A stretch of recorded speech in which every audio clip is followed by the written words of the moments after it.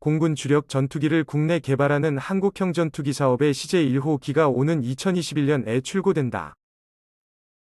방위사업청은 2월 18일 국회 국방위원회 업무보고에서 KTX 사업에 대해 항공기체계 기본 설계 검토 후 시제기 제작을 위한 상세 설계를 진행 중이라며 9월 상세 설계 검토 후 2021년의 시제 1호기를 출고할 예정이라고 밝혔다.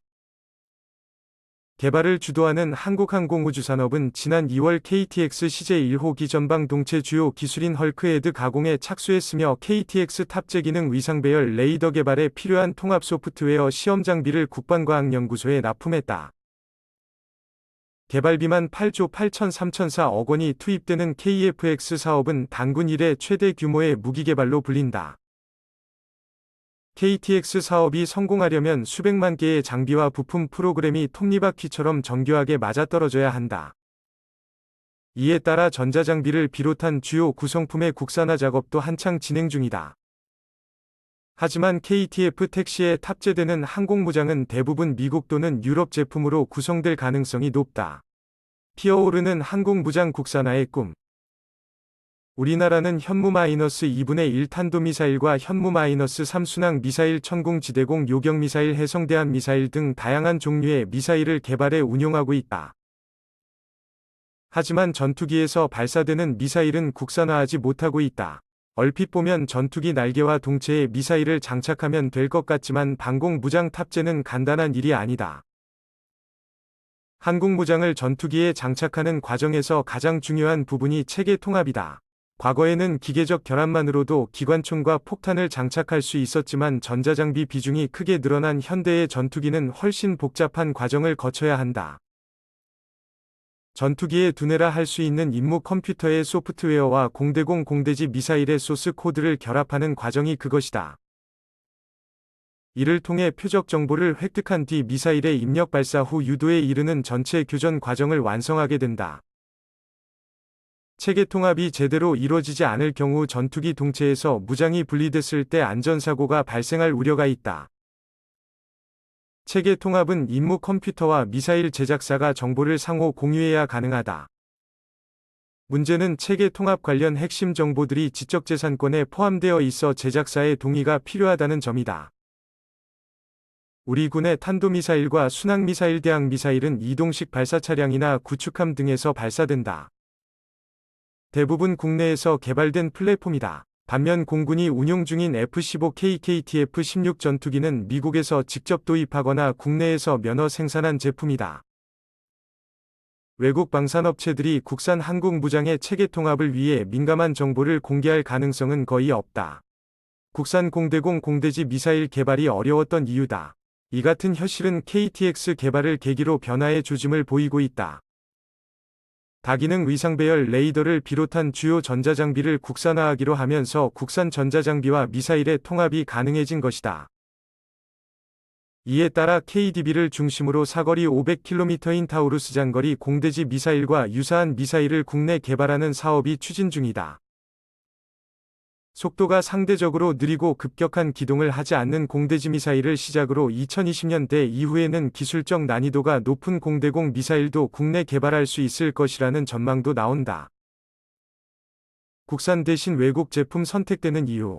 하지만 현재까지 드러난 K의 피닉스 개발 과정을 살펴보면 항공무장 중 상당수는 외국에서 이미 개발된 무기들이 탑재될 가능성이 높다. 실제로 중거리 공대공 미사일은 영국제 미티어, 단거리 공대공 미사일은 독일제 아이리스가 장착될 예정이다. 이는 KTX 개발 일정과 무기체계의 신뢰성 문제와 밀접한 관련이 있다. KTF-X는 오는 9월부터 상세 설계에 들어가 2021년 시제기를 출고하고 2022년 초도 비행을 실시할 예정이다. 2016년 개발이 완료되면 본격적인 생산에 돌입한다. 개발 완료 시점까지 7년 정도 남은 상황에서 언제 끝날지 알 수 없는 국산 공대공 미사일 개발을 기다릴 여유가 없다. 단기간 내 개발이 완료된다 해도 사상 첫 전투기 개발이라는 기술적 리스크를 조금이라도 덜기 위해서는 검증된 장비를 사용하는 것이 불가피하다. 방산업계 관계자는 일단은 KTF-X를 띄우는 게 우선이라며 나머지 문제는 그 다음에 생각해야 한다고 말했다.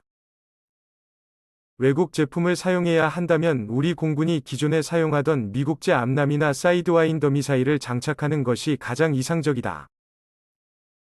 하지만 미국 정부는 2015년부터 지난해까지 우리 정부가 수차례 요청한 미국제 무장을 KF-택시에 통합하는 데 필요한 기능적 기술자료 수출 승인을 거부했다.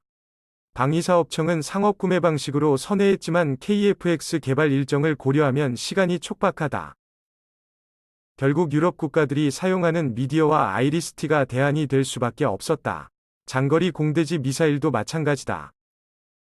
국산은 2020년대 후반까지 개발이 완료될 예정이지만 군 당국은 KT-X에 타우루스 미사일을 탑재하기로 결정한 것으로 알려졌다. 공군 F-15K 전투기에서 운용 중이다. 기술적 신뢰성이 확보됐다는 이유에서다.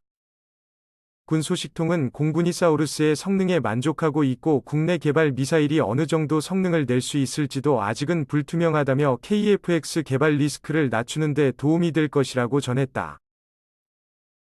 사거리가 500km에 달하는 데다 지하시설 파괴 능력도 뛰어난 타우루스 미사일이 KF-X에 장착되면 F-15K와 더불어 강력한 지상공격 능력을 확보하게 된다. 사거리 100km의 파바의 공대지 미사일을 운용하는 F사이의 계약으로 발생하는 전력 공백도 메울 수 있다. 다만 K의 피닉스 개발 계획 진전에 따라 미국제나 국산 무장이 탑재될 가능성은 여전히 남아있다. KF-X 사업은 진화적 개발 개념인 블록 개념을 적용한다. 기술 발전 추세에 따라 전투기를 더 나은 성능으로 개량하는 것이다.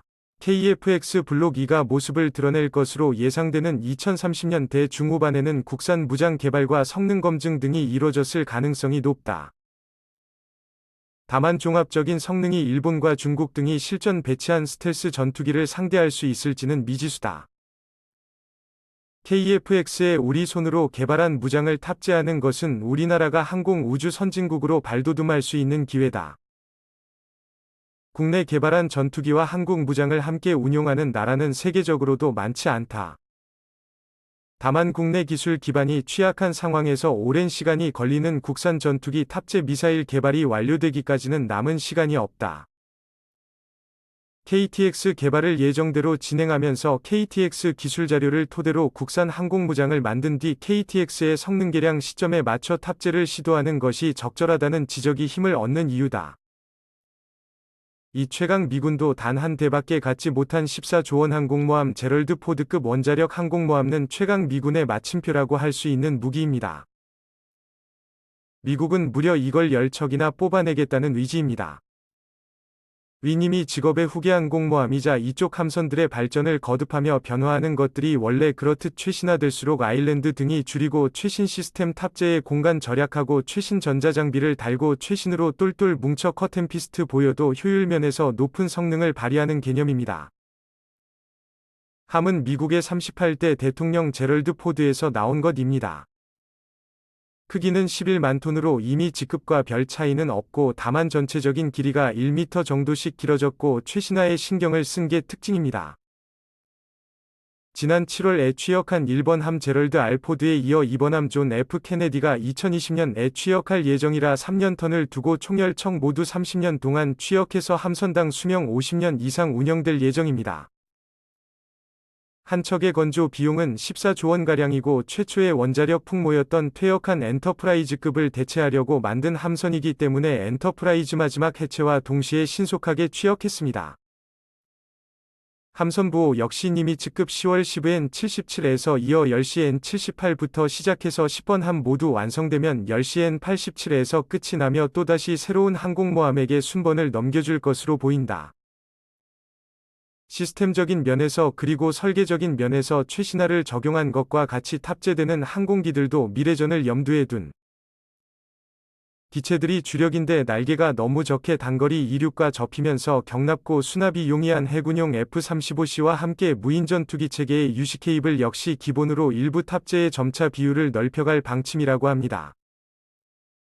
이외에도 각종 레이더 등과 전자장치가 대부분 자동화되고 효율성 있게 진화했으며 기존 원자로 스팀을 통해 캐터펄트를 사출한 위험했던 방법을 전자식으로 바꿔 안전성을 확보하였습니다. 다만 이제 막 출력한 물건이라 다양한 정보가 적은 편이라서 이 항공모함에 대한 설명은 여기까지로 줄이도록 하겠습니다.